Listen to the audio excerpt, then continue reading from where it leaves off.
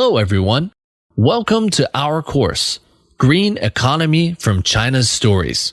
We will learn about development process of ecological footprint. First of all, let's take a look at the background of this theory.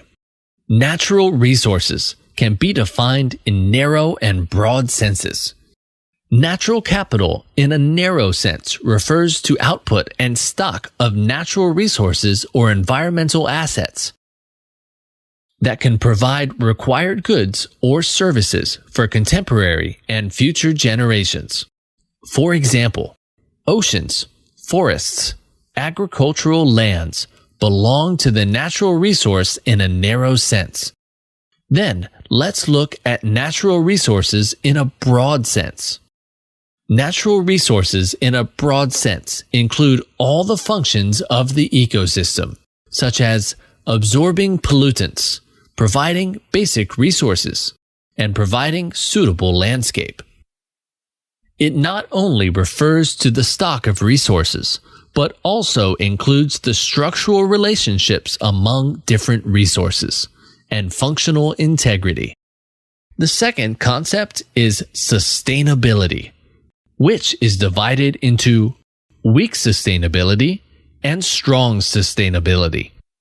Weak sustainability states that man-made capital can substitute natural capital and assumes that sustainable development refers to a constant or increased aggregate stock of man-made and natural capital, while strong sustainability assumes that sustainable development refers to a constant or increased stock of natural capital, which emphasizes the importance of natural resources. Regarding the milestones of ecological footprint, from the 1992 Earth Summit at Rio to the adoption of 2015 Paris Agreement, we can see that basically every 1 or 2 years, the United Nations would lead to organize summits among international leaders and have many conventions entered into the force, such as Convention on Biological Diversity, United Nations Framework Convention on Climate Change, and United Nations Convention to Combat Desertification. Heads of various countries discussed many matters, considered the sustainable development of our planet, and then concluded these conventions. The concept of the ecological footprint can be traced back to 1992. After United Nations Conference on Environment and Development, scholars from various countries began to work on quantifying sustainable development. And Canadian economist William Rees proposed the concept of ecological footprint. The concept of ecological footprint was put forward at this conference, and then we began to use it more and more widely. As for the international researches of ecological footprint, we can see that after building the ecological footprint model, some scholars took the lead in analyzing the ecological footprint of 52 countries around the world.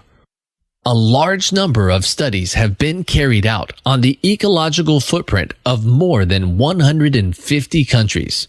Subsequently, ecological footprint became the main method for evaluating and quantifying the sustainable development of regions and cities.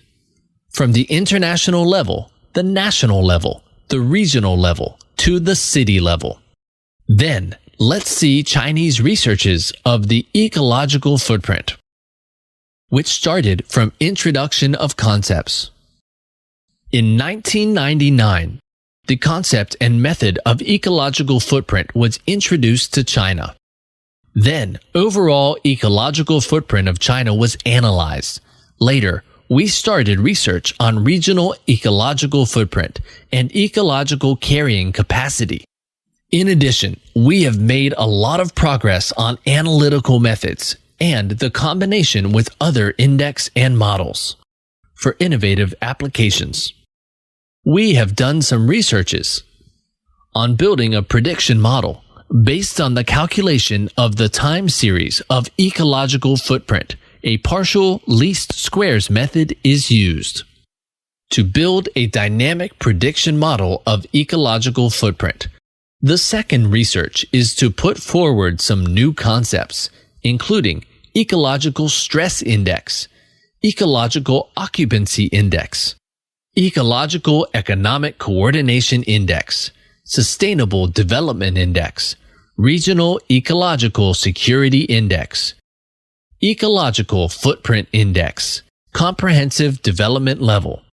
The third research is the improvement of the ecological footprint account, which mainly adjusts and improves the ecological footprint and adds a lot of new contents. For example, we have added water footprint and so on. The fourth research is improvement of traditional calculation of ecological footprint, which applies energy analysis and combines with regression analysis and other methods.